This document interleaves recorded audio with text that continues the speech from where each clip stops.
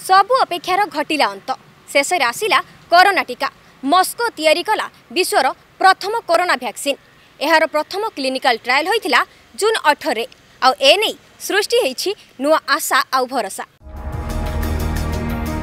केबे आसीबो कोरोना टीका, केबे महामारी कोरोना रु मिलिबो मुक्ति, एही अपेक्षा रे थिला सारा विश्व। आउ से अपेक्षार एबे घटिछि अंत।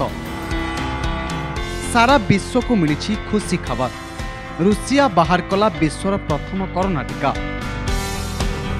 रूसर शेचेनोव विश्वविद्यालय दाबी करिछि जे कोरोना टीकार सफल परीक्षण हो सारी। साधारणतः जितेबेले गोटे टीका प्रस्तुत करा जाए ताहा प्रथमतः जीवजंतु देहरे परीक्षा करा जाए। सेथिरु सकारात्मक सूचना मिलिले ताकू किछि मनुष्यंक उपरे प्रयोग करा जाय थाए।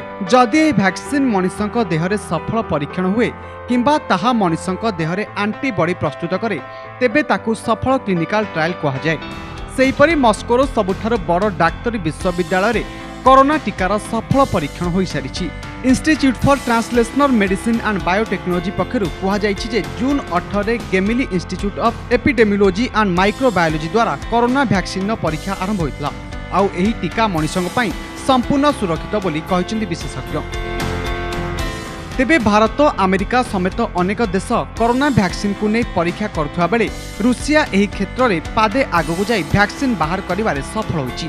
18 जून मस्को रे एही टीकार प्रथम क्लिनिकल ट्रायल आग्रह प्रकाश करिथिबा एक स्वेच्छासेवी संगठन 18 जनक उपरे प्रयोग करा जायथिबा बेले एमाने समस्ते 15 जुलाई रे डिस्चार्ज हेबे। तेबे एहा परे जून 23 रे एही टीकार द्वितीय परीक्षण रे स्वेच्छासेवी संगठन 20 जनक उपरे परीक्षा कर जायछि, जहा कि 20 जुलाई रे डिस्चार्ज करा जिवो। सेपटे विश्व में 1,20,00,000 लोक कोरोना आक्रांत होता बेले 5,60,000 लोके मृत्युवरण कले।